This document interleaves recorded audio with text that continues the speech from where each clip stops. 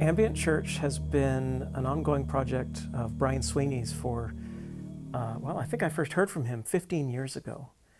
And he was first poking around with asking questions from myself and Stephen Hill from Hearts of Space and a few others, just to figure out if there was a way to promote this rather non-mainstream kind of electronic music that we do, something a little bit less danceable, more listenable, and something that's kind of a more calm environment.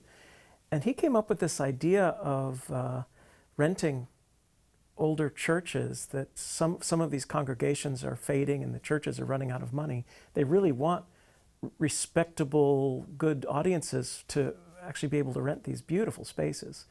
He came to me about 8 months ago asking if I'd be interested in trying an experiment with him, which was to do condensed mini tours, 4 concerts in 4 days in 4 different cities, all in ambient church kind of environments. These are with great visuals, architecturally mapped 3D graphics and very, very bright projectors, real-time computer, improvisation with the music.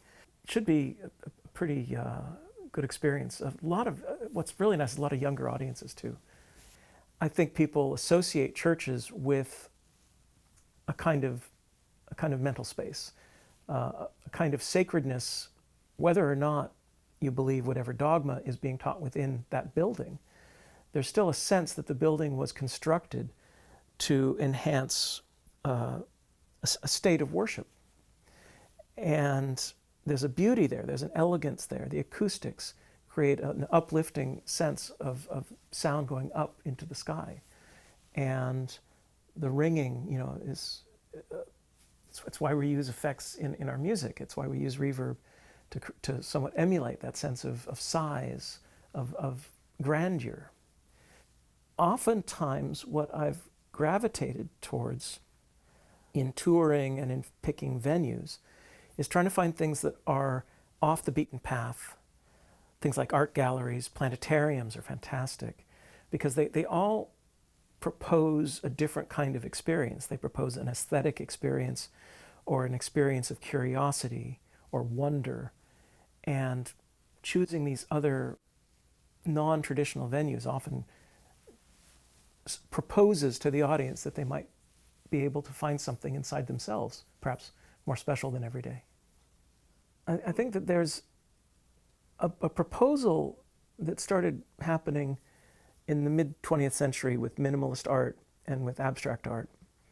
The idea that the art could point away from itself or its creator and towards the viewer, towards the person having the experience. And that by creating a slightly more rarefied experience, you can augment a person's internal state.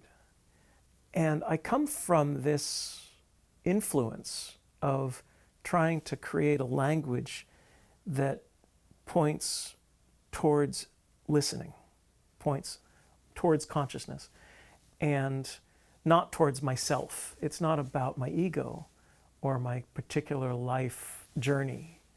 It's about sound and its energy, the intrinsic potential for sound to be a conduit for openness or for trance or for a state of awareness or creativity.